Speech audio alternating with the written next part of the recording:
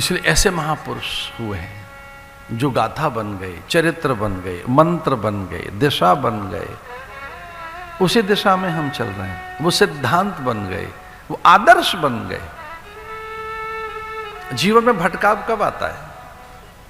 व्यक्ति कब भटकता है? जब उसमें आदर्शों का अभाव पैदा होता है। आदर्श के अभाव में ही, आदर्श के अभाव के कारण ही भटकाव आता है।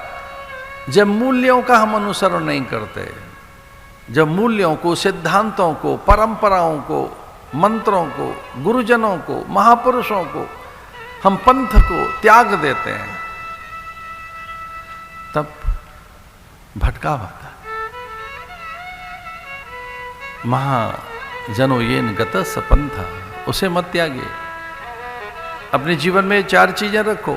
वेद विहित मार्ग पर चलो, दूसरा शास्त्र सम्मत मार्ग पे चलो, तीसरा महज्जन द्वारा आचरित मार्ग पे चलो, चौथा गुरुजनों के द्वारा उपदेश, गुरु उपदेशित मार्ग पे चलो, तो कभी नहीं भटकोगे।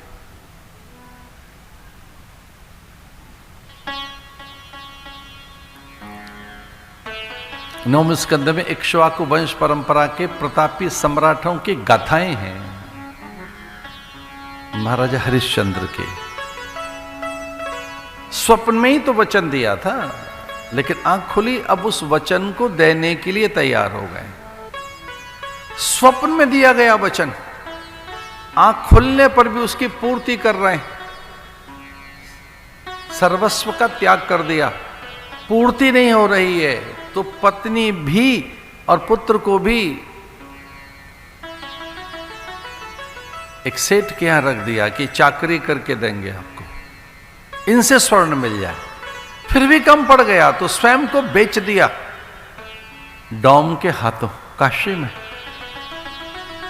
डॉम का अर्थ क्या है?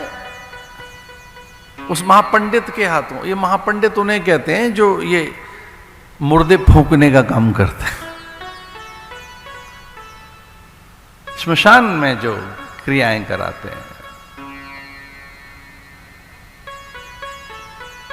अंत्येष्टि कर्म का जो संपादन करते हैं। 16 संस्कारों में एक अंतिम संस्कार है अंत्येष्टि। इष्टि यज्ञ को कहते हैं। अंतिम यज्ञ जो कराएगा वो कुल पुरोहित नहीं होगा, वो कुल गुरु नहीं होंगे, धर्म गुरु नहीं होंगे, राजगुरु नहीं होगा, हमारे सदगुरु वहां नहीं जाएंगे अंत्येष्टि कर्म कराने के लिए।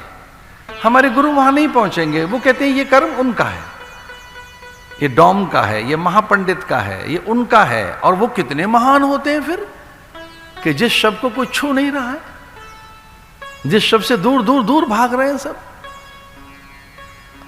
जिस शब्द के साथ कोई खड़ा नहीं है, उसमें दुर्गंध है, कि प्रेत हो गया वो, कि अशुचि है, अपवित्र है, कि उसे देखने मात्र से स्नान करना है, अथवा जहां दाह संस्कार हो रहा है और उसकी धूम्र भी नासापुटों को छू गई है, तो शौच आचार ये कहता है, शौच विज्ञान ये कहता है कि आप स्नान कीजिए।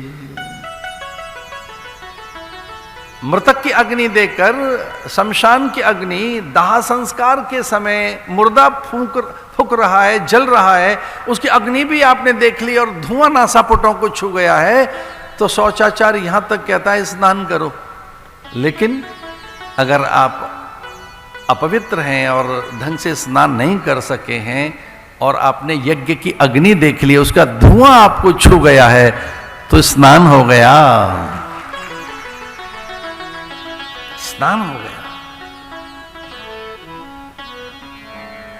अंत्येष्टि कर्म, इष्टि कहते हैं यज्ञ को। अंतिम वो एक अग्नि का आह्वान किया जाता है और पंचाहुति देकर प्राणपान व्यान उदान समान ऐसे उनका आह्वान कर, और फिर उसमें से अग्नि निकालकर मुर्दे को जलाया जाता है, शव को जलाया जाता है।